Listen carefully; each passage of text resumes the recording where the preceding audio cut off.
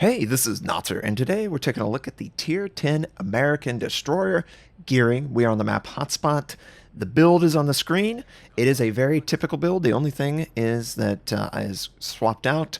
Slot 5 is actually for the Gearing Legendary, which is a improved concealment module. But this is basically my typical gearing build, and I wanted to make this video because I believe strongly with the changes that 0.8.0.3 have introduced to the game, improved air detectability for surface ships, there's actually a window where something like the Gearing or the Grozovoi could exploit the fact that their concealment is just so masterful in the air detectability space that they could bait the aircraft carrier into a point-blank scenario where they can't escape. They can't press F key. They're inside a defensive AA, and they are deep inside. They're in the second tier of aura. It just does massive damage, right? Super massive damage out of nowhere, forcing the carrier to be more careful, honestly, with their initial scouting. This is a really exciting development. This means that DDs don't have to be afraid. There are DDs that have the potential to push back against the aircraft carrier in more ways than just damaging them, because obviously the aircraft carrier can't really avoid that damage. Once it's spotted, it's pretty much going to have a really tough time. But the Gearing has that potential to be that counter to carriers. And I love that it exists there. This isn't even me going all in on the air game, guys. I could go even harder than this and be even more dominant, but I don't really need to. At least hopefully in this game we don't need to. Now, it did require, and I did probably miscall there, I pulled back to try and contribute more in the air space. I wanted to get more losses for the enemy. The more early losses they have right now, the harder it is for them to do something to me, especially with the attack rockets. And the attack rockets are really what the enemy, plus dive bombers, are really what the enemy uses against DDs. So I've already contributed a lot in the space that allows me to more freely capture bases, scout enemies, send torpedoes. Remember, it doesn't matter that there's air above you. They can't spot torpedoes anymore, so freely send those, baby. There's no way they can actually detect them. Unlike the previous version of the game, with the RTS and all that stuff, you absolutely couldn't send in front of the enemy, but now you can. And oh, hello there, Mr. Gearing. So we're going to open up. I feel like I have the advantage. The enemy was spotted by the aircraft carrier, and it does look like, yes, he's trying to smoke. Now, in response, I'm not going to smoke. Why? I can use his own smoke against him, first of all, once he actually conceals himself.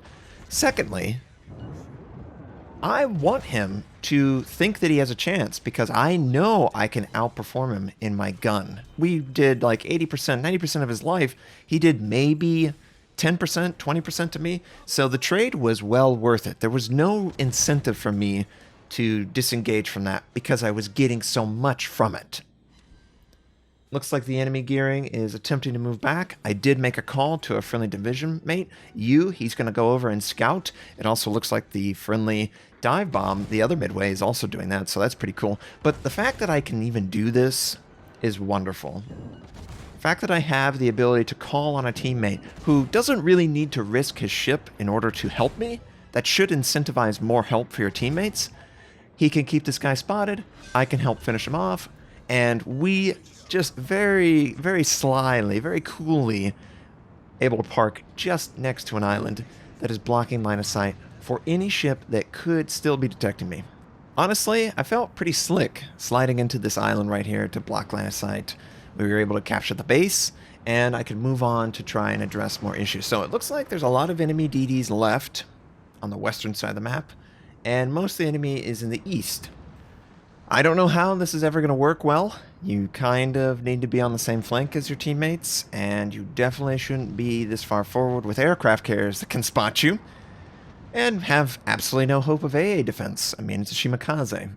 His only hope is quite literally hiding, and he can do that really well unless he's spotted, where my teammates finish him off.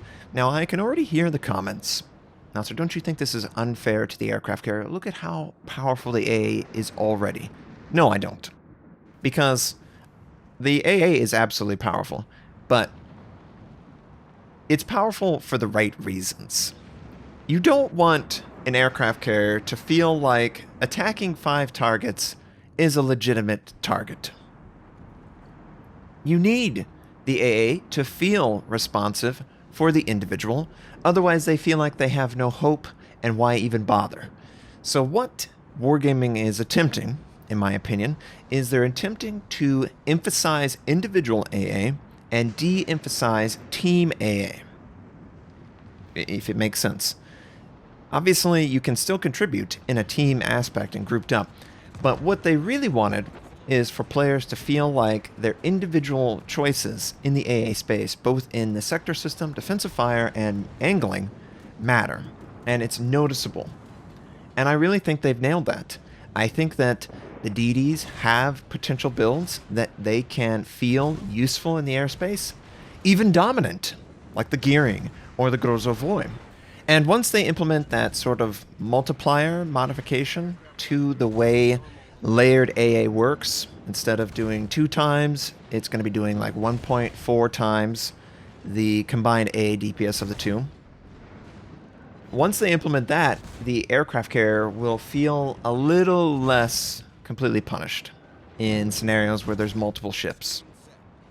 But this is exciting, guys. This is exciting that an individual has a system that could potentially contribute a lot in the airspace, but yet that isn't so broken that that individual is capable of covering everyone else just in a perfect blanket where they never take a single point of damage. That's not possible. This is really exciting for me as a player because I feel like this is the perfect solution. The individual AA is powerful, and yet the team AA isn't overwhelmingly powerful to the point where there's no point in even playing a carrier, you know? If we can reach that level of balance, then we have reached something that has never existed in the game. The idea that a skillful player can contribute in the airspace, regardless, and maybe even be so dominant that the enemy would be hesitant to even try and attack them. As a DD, that's exciting. I've never felt like I had destiny and control as a DD with the airspace game. Sometimes I did. Sometimes under, defensive fire and staying way back with a friendly, I felt like my contribution was there, but it wasn't anywhere close to what it is now, especially for the gearing. And this doesn't even have manual AA or advanced firing training. It does have basic firing training, but I get that for the main battery. I like to enhance the gun systems. Enhancing my DD gun systems allows me to shoot my way out of problems a lot more than enhancing the torpedo issues. I'm just really excited by this prospect because this is what I always wanted. This is what I always wanted. And once again, keep my air turned off. The enemy looks to be flying directly past me. In response to that, he actually dropped air right on top of me to spot the Kitakaze. I am here to provide all the necessary help to my friendly Kitakaze. Unfortunately, the fighter is still taking flak attention from me, but eventually it's taken down. I need to be a little bit more aggressive switching my sector. I need to pre-plan and predict that the air is flying over me, but that's really the only mistake I made there. It felt so great to have the enemy attempt to spot the Kitakaze without knowing that I was right on top of them, and I could instantly turn my AA on and completely blow up that plan. That felt so good in that moment. That's what he was attempting to do with his fighter. He was attempting to keep the Kitakaze spotted for an extended period of time while him and his teammates work him down. Now we're going to be capturing C Point, and I can already read the comments right now. Notser, you're a CV hater. You just want them to not exist in the game. Why don't they just remove it? And then on the other extreme, Notser, you're a CV apologist. All you want to do is have CVs in every game, ruining the game. Can you just leave the game? I mean, the comments have been really humorous to me. You know what I want? I want a fun, engaging game for everyone. I want every single class to feel like their actions matter, and they can contribute a ton if they are able to identify what their class is good at and take advantage of that. That's what I want. That's what I've always wanted. That's what I will always want for literally every game in existence.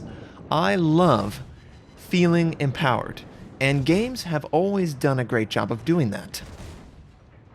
Unfortunately, certain aspects of World of Warships, you haven't felt very powerful at times. But I love where the game is going. I can see their strategy and it is working. We are developing into a system where the AA space, where every class could potentially contribute. And also the carrier feels like a skillful carrier can still avoid a significant amount of damage and still land hits on the enemy. I hope you enjoyed seeing this gearing, and yeah, we're top on the team. We didn't really do any damage, we just killed the carrier. I hope you have a wonderful day, and I'll catch you next time.